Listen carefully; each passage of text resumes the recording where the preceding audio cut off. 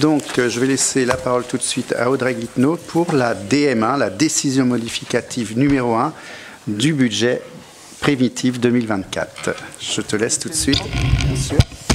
Alors, en effet, donc l'ADM1, donc pour rappel, dans un budget sur une commune, on vote un budget primitif donc à Boye au mois de mars.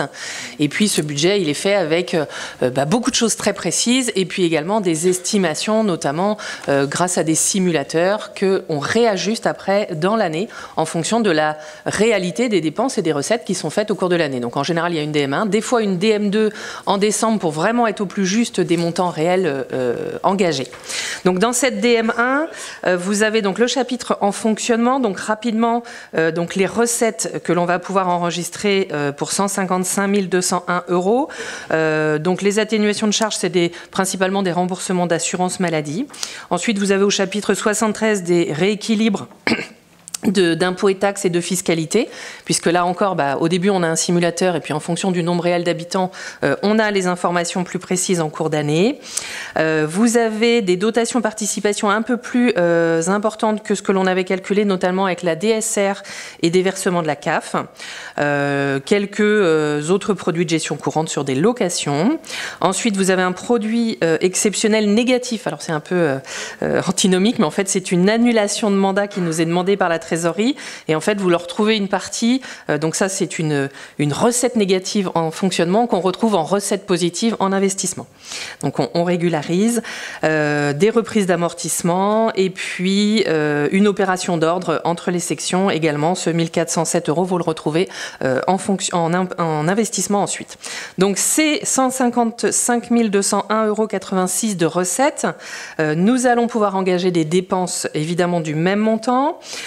Donc sur le 011, les charges à caractère général, ce sont des réparations également suite à quelques vandalismes que l'on a eu sur la commune qui engagent des réparations plus que prévues. Des régules, 4 600 €, je vous le passe, c'est les régules de FPIC. Je saute volontairement le chapitre 23.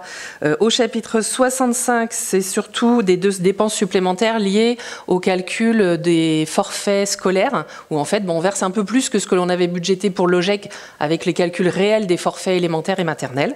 Donc là, c'est une dépense supplémentaire pour 18 700 €. Et puis, nous avons des intérêts qui étaient sur un taux variable. Donc là, les taux ont augmenté. Donc les charges financières, on a un petit peu plus d'intérêt sur un emprunt de la piste d'athlétisme. Donc on prévoit aussi. Et donc la différence entre ces dépenses et les recettes supplémentaires, ça nous fait 85 684 € que l'on va pouvoir donc virer sur notre section d'investissement. Donc cette section d'investissement, donc les recettes, on a notre virement de section de 85 000. On a du FCTVA, donc au réel, qui est de 21 000 € supérieur à ce que l'on avait prévu.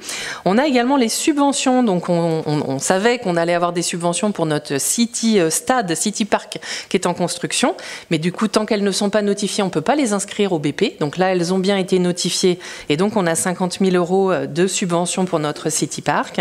Et puis, en recettes positives, dans les 34 000, vous retrouvez l'annulation de mandat dont je vous ai parlé tout à l'heure dans les produits exceptionnels. Et puis, il y a d'autres petites immobilisations en cours supplémentaires.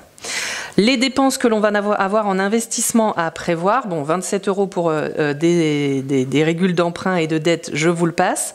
Il y a du coup des dépenses qui vont pouvoir être engagées de manière supplémentaire ou anticipée grâce à ce virement de section. Donc notamment, on va avoir le changement d'un tracteur, de 2 véhicules et notamment aussi dans le montant des 156 000, l'aménagement de cette salle sur des éléments vidéo performants. Également, nous avons 34 000 €. Alors là, il y a des réseaux à l'intérieur, il y a des constructions, c'est le terme, c'est construction, un petit peu plus que prévu. On a rallongé un petit peu le City Stade sur une petite amélioration aussi.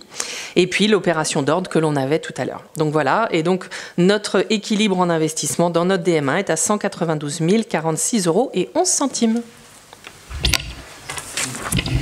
Merci Audrey. Est-ce qu'il y a des questions sur cette décision modificative numéro 1?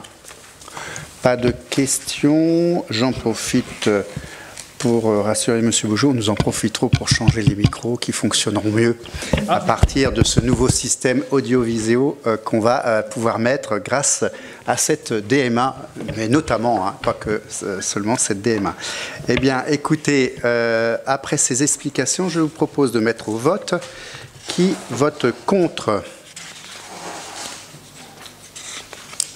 5. Qui s'abstient? 1 voix. Qui vote pour? 23. Merci. Donc, DMA adopté.